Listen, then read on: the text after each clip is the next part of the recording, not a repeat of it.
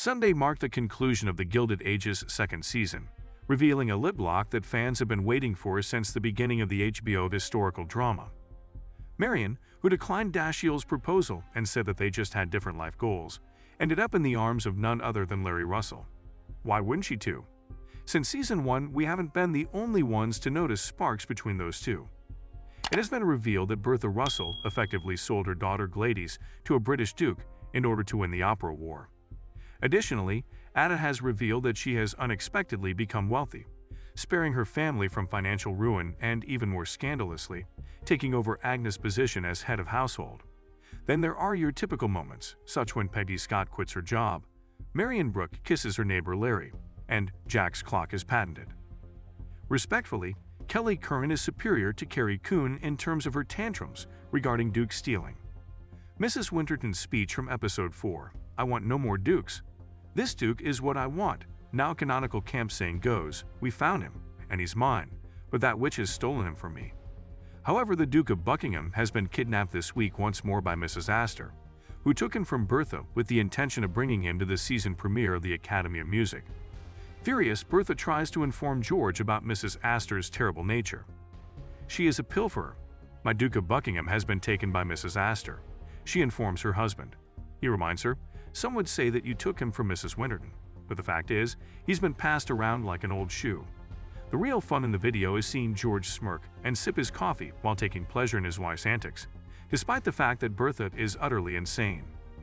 Bertha approaches Ward McAllister, questioning him about his betrayal of Mrs. Astor and the Duke's intentions in this whole situation. It turns out that Ward McAllister was the one who assisted Mrs. Astor in winning the Duke over. Bertha gets excited when McAllister tells her that Mrs. Astor can help the Duke establish himself in New York, since this has more clout than any quantity of money.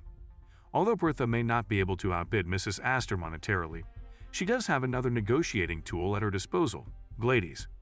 The Van Ryn household is preparing for their fall from grace as Bertha schemes to win the Duke. Now that Agnes, Christine Baranski, Aunt Ada, and Marion are getting ready to scale back their lifestyle, Oscar has lost the family fortune. They will likely have to fire their employees in addition to having to sell Agnes's 61st Street house. Given her age, Armstrong believes she will be the only member of the group to not find employment elsewhere. After Peggy tells Agnes that she's been worried about her, Agnes tells Armstrong that Peggy has been watching out for her and wants Armstrong to stay on no matter what. Although I believe Peggy's worry has affected Armstrong, I don't think she will be running out to march for equality very soon. Jack might not even need to look for new employment because his invention for a clock has been approved.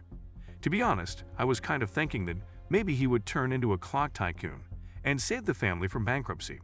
And I would be totally cool with this program turning into a Jack-based series about his path in the time industry. In her professional life, Peggy has been having a significant influence through her writings for the Globe, which are aiding in the public awareness of the potential closures of the city's black schools. However, she is personally burdened by her overly intimate relationship with her boss, T. Thomas Fortune. You can tell Fortune is agitated and unsure of how to handle the issue after a quick interaction with her wife and child. Arthur, her father, finds out that the school board intends to meet in secret without informing any of the black school delegates in order to decide the fate of the black schools, as she is trying to come up with a strategy. In order for Peggy, Sarah Garnett, and the rest of their group to be able to attend the meeting, Arthur rushes to inform them. To the dismay of the white board members, they show up just in time to present their case, and in the end, 2 of the 3 schools are spared and finally integrated. This is, if nothing else, Arthur's moment of atonement. He was trying to make up for all the pain and suffering he had caused his family by sending Peggy's son away. Regarding Peggy's inner turmoil, she eventually resigns from her position. This cannot continue. She informs her crush/boss. She tells him she intends to concentrate on her novel, so at least that's something. She's sacrificing her dreams to keep her heart from breaking.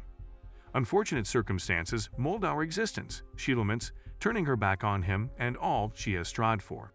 Marion was pushed to accept Dashiell Montgomery's proposal last week, even though it was obvious that she wasn't feeling it.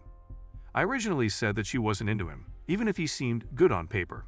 But I'd like to take that back now, because this guy is great even when it comes to paper. Marion enjoys her job, but he has constantly minimized it.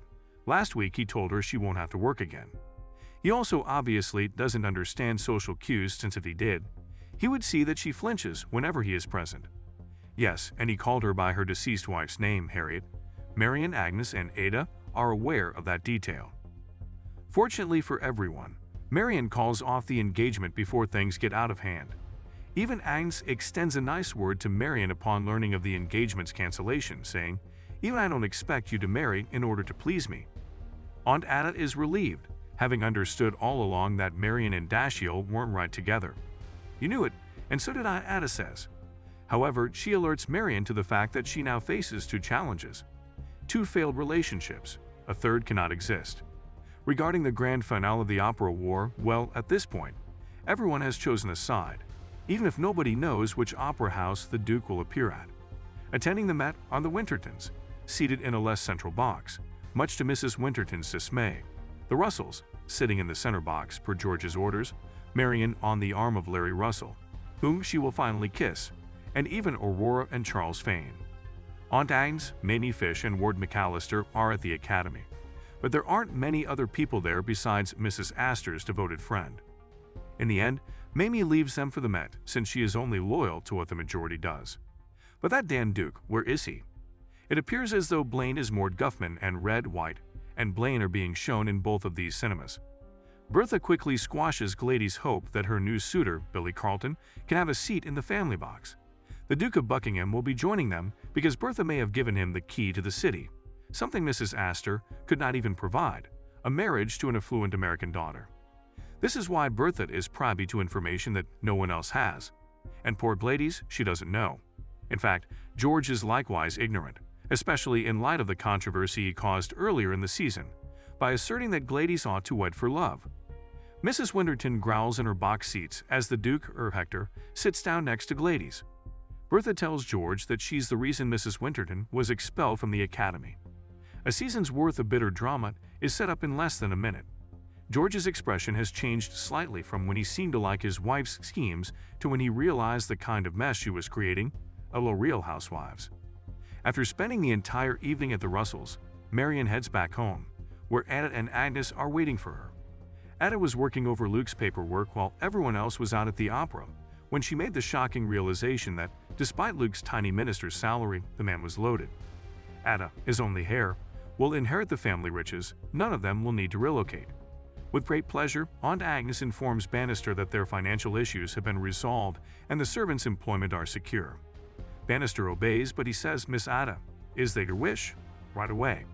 Agnes is no longer the alpha as Ada is now providing financial support for the family. Agnes, things might change a bit in the future. Ada gives her older sister, who is really upset about her downsizing, a grin and says, "But I'm sure we'll work it out." The Super Bowl episode has ended, and everyone's game has changed, so fade to black and cue the Tostitos commercial. What is the situation with Bertha's new Frenchwoman maid, Miss Ander? Since nothing about this program seems accidental, I'm guessing that Season 3 will bring about some sort of major revelation. It can't be that she's not French, though, since we've already been there and done that. Along with Jack, Larry Russell wishes to enter the clock industry. Although I have no cause to be against Larry, please assist me if he tries to con Jack. Even though Bertha isn't always a great mother, she's been a wonderful boss this season. She even gives Mrs. Bruce and Chef Borden tickets to the Met, where they enjoy a wonderful date. The real reason Watson is going is to become a retired banker and spend more time with his daughter Flora. Is this really going to be his last appearance?